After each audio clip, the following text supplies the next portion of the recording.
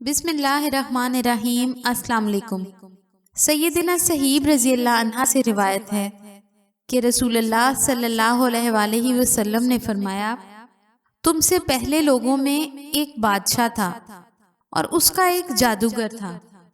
جب وہ جادوگر بوڑھا ہو گیا تو بادشاہ سے بولا کہ میں بوڑھا ہو گیا ہوں، میرے پاس کوئی لڑکا بھیج کہ میں اس کو جادو سکھاؤں۔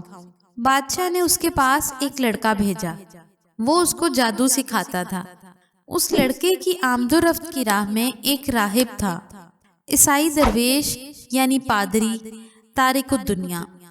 وہ لڑکا اس کے پاس بیٹھا اور اس کا کلام سنا تو اسے اس کی باتیں اچھی لگی۔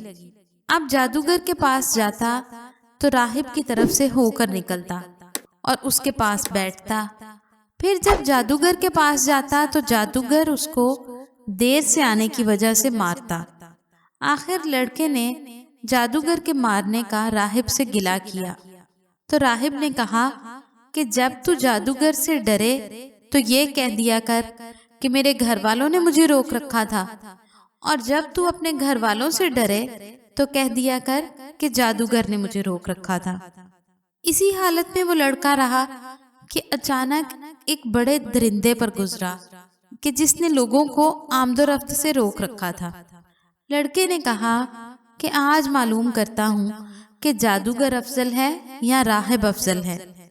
اس نے ایک پتھر لیا اور کہا کہ الہی، اگر راہب کا طریقہ تجھے جادوگر کے طریقے سے زیادہ پسند ہو تو اس جانور کو قتل کر تاکہ لوگ گزر جائیں۔ پھر اس کو پتھر سے مارا تو وہ جانور مر گیا اور لوگ گزرنے لگے۔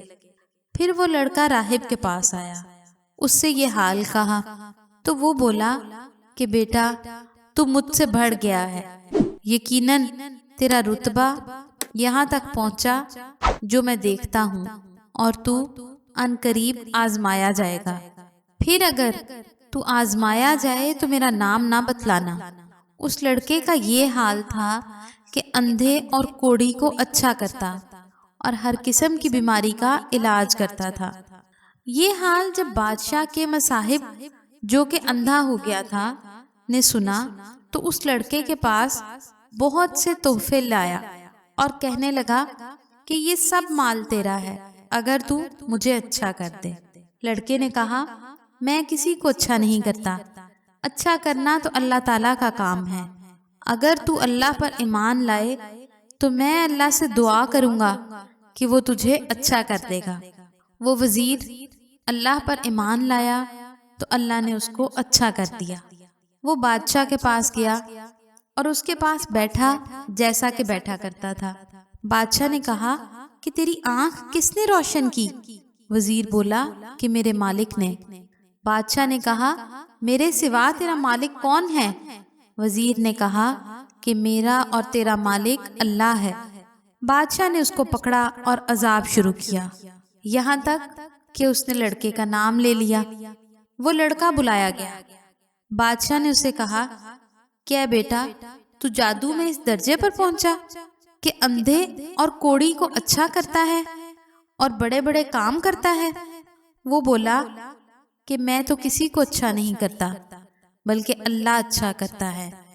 بادشاہ نے اس کو پکڑا اور مارتا رہا یہاں تک کہ اس نے راہب کا نام بتلایا۔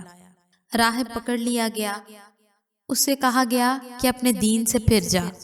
اس کے نہ ماننے پر بادشاہ نے ایک آرا منگوایا اور راہب کی مانگ پر رکھ کر اس کو چیٹ ڈالا، یہاں تک کہ وہ 2 ٹکڑے ہو کر گر پڑا۔ پھر وہ وزیر بلایا گیا، اس سے کہا گیا کہ تو اپنے دین سے پھر جا۔ اس نے بھی نہ مانا، اس کی مانگ پر بھی آرا رکھا گیا اور چیٹ ڈالا، یہاں تک کہ وہ 2 ٹکڑے ہو کر گر پڑا۔ پھر وہ لڑکا بلایا گیا، اس سے کہا کہ اپنے دین سے پلٹ جا، اس نے بھی انکار کیا۔ بادشاہ نے اس کو اپنے چند ساتھیوں کے حوالے کیا اور کہا کہ اس کو فلاں پہاڑ پر لے جا کر چوٹی پر چڑھاؤ۔ جب تم چوٹی پر پہنچو تو اس لڑکے سے پوچھو، اگر وہ اپنے دین سے پھر جائے تو خیر، نہیں تو اس کو دھکیل دو۔ وہ اس کو لے کر گئے اور پہاڑ پر چڑھایا۔ لڑکے نے دعا کی کہ الہی جس طرح تو چاہے مجھے ان کے شر سے بچا۔ پہاڑ ہلا اور وہ لوگ گر پڑے۔ وہ لڑکا بادشاہ کے پاس چلا آیا۔ بادشاہ نے پوچھا کہ تیرے ساتھی کہاں گئے؟ اس نے کہا کہ اللہ نے مجھے ان کے شر سے بچا لیا۔ پھر بادشاہ نے اس کو اپنے چند ساتھیوں کے حوالے کیا اور کہا کہ اس کو ایک کشتی میں دریا کے اندر لے جاؤ، اگر اپنے دین سے پھر جائے تو خیر، ورنہ اس کو دریا میں دھکیل دینا۔ وہ لوگ اس کو لے گئے۔ لڑکے نے کہا کہ الہی تو مجھے جس طرح چاہے ان کے شر سے بچا لے۔ وہ کشتی اوندھی ہو گئی اور لڑکے کے سوا سب ساتھی ڈوب گئے، اور لڑکا زندہ بچ کر بادشاہ کے پاس آ گیا۔ بادشاہ نے اس سے پوچھا کہ تیرے ساتھی کہاں گئے؟ وہ بولا کہ اللہ تعالیٰ نے مجھے ان کے شر سے بچا لیا۔ پھر لڑکے نے بادشاہ سے کہا کہ تو مجھے اس وقت تک نہ مار سکے گا جب تک کہ جو طریقہ میں بتلاؤں وہ نہ کرے۔ بادشاہ نے کہا کہ وہ کیا ہے؟ اس نے کہا کہ تو سب لوگوں کو ایک میدان میں جمع کر کے مجھے ایک لکڑی پر سولی دے، پھر میرے ترکش سے ایک تیر لے کر کمان کے اندر رکھ، پھر کہہ کہ اس اللہ کے نام سے مارتا ہوں جو اس لڑکے کا مالک ہے، پھر تیر مار۔ اگر تو ایسا کرے گا تو مجھے قتل کرے گا۔ بادشاہ نے سب لوگوں کو ایک میدان میں جمع کیا، اس لڑکے کو درخت کے تنے پر لٹکایا، پھر اس کے ترکش میں سے ایک تیر لیا اور تیر کو کمان کے اندر رکھ کر یہ کہتے ہوئے مارا کہ اللہ کے نام سے مارتا ہوں جو اس لڑکے کا مالک ہے۔ وہ تیر لڑکے کی کنپٹی پر لگا۔ اس نے اپنا ہاتھ تیر کے مقام پر رکھا اور مر گیا۔ لوگوں نے یہ حال دیکھ کر کہا کہ ہم تو اس لڑکے کے مالک پر ایمان لائے، ہم اس لڑکے کے مالک پر ایمان لائے، ہم اس لڑکے کے مالک پر ایمان لائے۔ کسی نے بادشاہ سے کہا کہ اللہ کی قسم، جس سے تو ڈرتا تھا وہی ہوا، یعنی لوگ ایمان لے آئے۔ بادشاہ نے راستوں کے نالوں پر خندقیں کھودنے کا حکم دیا، پھر خندقیں کھودی گئیں اور ان میں خوب آگ بھڑکائی گئی، اور کہا کہ جو شخص اس دین سے یعنی یہ لڑکے کے دین سے نہ پھرے اسے ان خندقوں میں دھکیل دو، یا ان سے کہو کہ ان خندقوں میں گریں۔ لوگوں نے ایسا ہی کیا، یہاں تک کہ ایک عورت آئی جس کے ساتھ اس کا بچہ بھی تھا۔ وہ عورت آگ میں گرنے سے جھجکی، پیچھے ہٹی تو بچے نے کہا کہ اے ماں صبر کر، تو سچے دین پر ہے، مرنے کے بعد پھر چین ہی چین ہے، پھر تو دنیا کی مصیبت سے کیوں ڈرتی ہے؟